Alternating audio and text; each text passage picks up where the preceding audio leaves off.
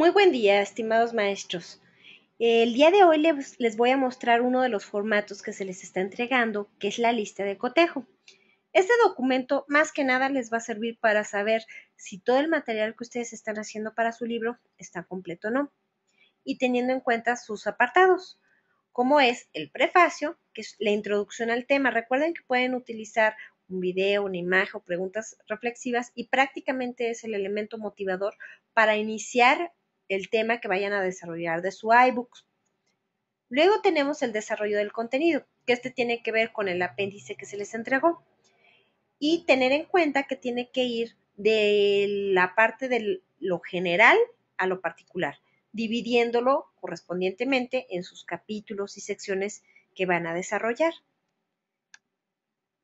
Luego, en este mismo desarrollo del contenido viene una parte muy importante, que es la explicación de las actividades que ustedes desean que se mantengan en el iBook. Aquí hay un pequeño ejemplo donde dice elaboración de un quiz, incluir una imagen con una persona de oficina trabajando y un obrero trabajando. La pregunta sería, ¿cuál de los siguientes trabajadores necesita un mayor valor energético para realizar bien su trabajo? Y la respuesta es el obrero. Recordemos que mientras más explícitas sean sus definiciones de las actividades, como por ejemplo poner las ligas de ejemplos de otros lugares, imágenes que desean que tengan, va a ser mucho mejor al momento de armar el iBook. También pueden utilizar widgets que hemos estado creando nosotros directamente en esta página que viene en su formato de lista de cotejo. Si ustedes se van a esta página que tenemos aquí, lo que van a encontrar es una página que tiene algunos botones que muestran los widgets que ya hemos hecho. Lo importante es recordar que ya están hechos los mecanismos. Es decir, por ejemplo, este que tenemos aquí, el alumno tenía que acomodar los pasos de la investigación según lo que está marcándose en el texto, ¿no? Este sería el primer paso, luego sería el segundo paso, pero si yo, maestro, necesito que aquí diga otra cosa y estas sean otro tipo de imágenes, que no sean pasos, que sean, por ejemplo, la descripción de una parte de una planta, por ejemplo, y agarro la forma de la planta y la coloco aquí, puede funcionar perfectamente. Solamente reitero, hay que tener en cuenta que ya está hecho el mecanismo.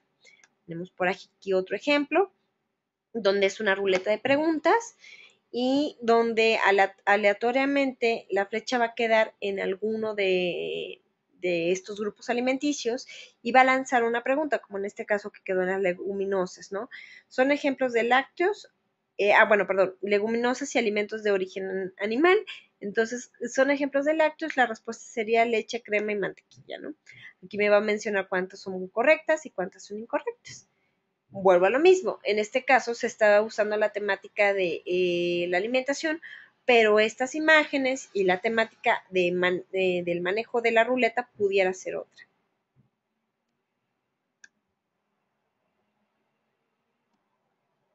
Un punto muy importante a señalar, maestros, es que tanto sus contenidos como las imágenes que ustedes estén utilizando, es que revisen que no tenga derechos de autor. ¿Cómo puedo saber esto? Bueno, en el contenido no hay que copiar nada textualmente, a menos de que sea muy necesario, y si es necesario, solamente hacemos su debida referencia, ¿no? Y si vemos en alguna página que la información es tal cual lo que yo necesita, de lo que yo necesitaré para mi libro, lo que yo voy a hacer es parafrasear, es decir, voy a decir con mis propias palabras lo que está diciendo ahí el libro, ¿no? O la página que estoy revisando.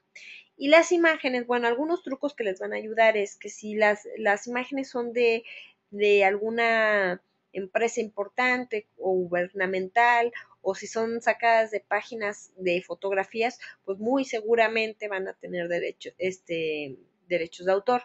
Lo que podemos hacer es colocar la imagen y solicitar que se busque una similar. En caso de que no se encuentre, pueden solicitar que se cree una imagen así. Por ejemplo, aquí dice, ejemplo, incluir la imagen de un niño con una flor en la mano. ¿Sí?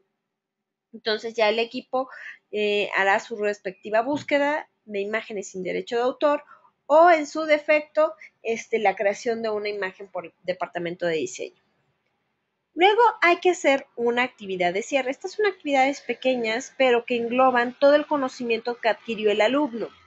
¿Cómo funcionan estas? Bueno, podría ser que los alumnos al final hagan un cartel, hagan una maqueta, un video, una obra de teatro o alguna actividad ya en conjunto en la escuela que refleje que el alumno adquirió los conocimientos de este libro.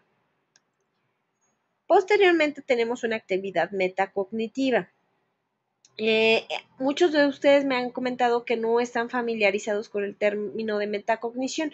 Yo hago una pequeña explicación aquí, pero les sugiero revisar el libro que se llama Metacognición, donde Marta Nava les hace la explicación de un formato que también ella les está mandando de cómo elaborar preguntas de metacognición.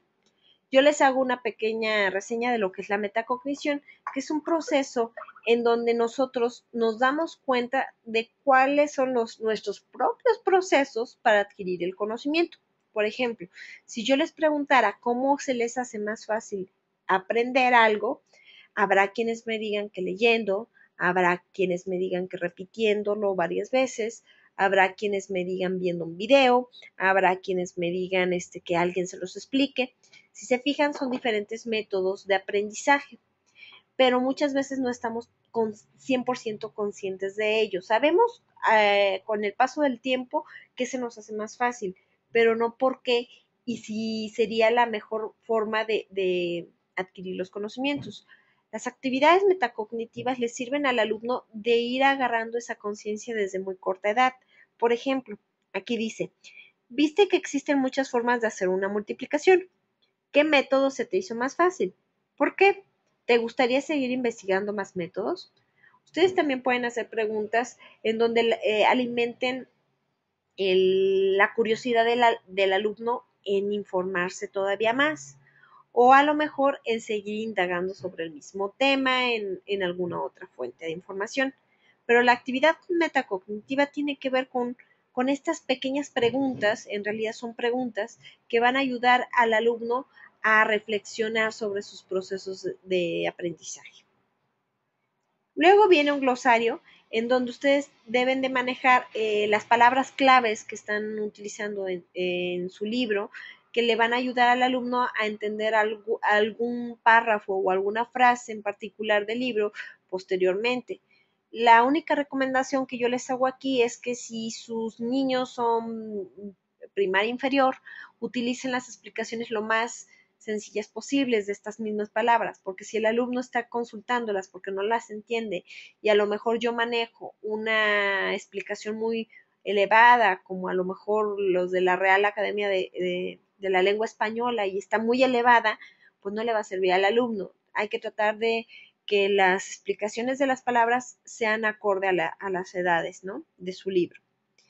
Y luego, al final del libro, tiene que ver las referencias bibliográficas, es decir, todas las fuentes de información que yo consulté para poder formar el contenido de este libro. Y es importante señalarlas de acuerdo a la APA. En su documento que se les manda una presentación en PowerPoint que viene las referencias de la APA, pero que también pueden consultar en el video de citas bibliográficas. Para ver cómo hace las debidas referencias y no caer en problemas de derechos de autor. La mayor parte de nuestras referencias son electrónicas, entonces creo que no vamos a tener problema en este apartado, pero lo pueden revisar en el otro video. Y finalmente, hacemos un examen de autoevaluación para el alumno.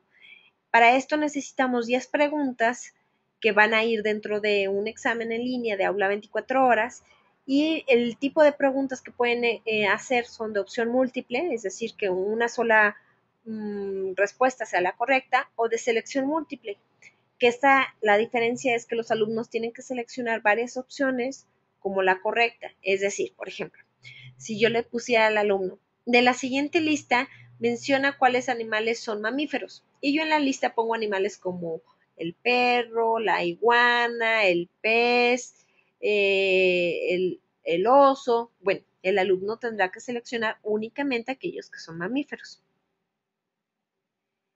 Al final de la lista de cotejo vienen algunos tips generales de cuál es el lenguaje apropiado para los niños de primaria o para los chicos de secundaria y bachillerato y cuáles son los recursos más recomendados para ambos, para primaria y bachillerato. Es muy, muy breve, pero creo que les puede ayudar para la formación de sus libros.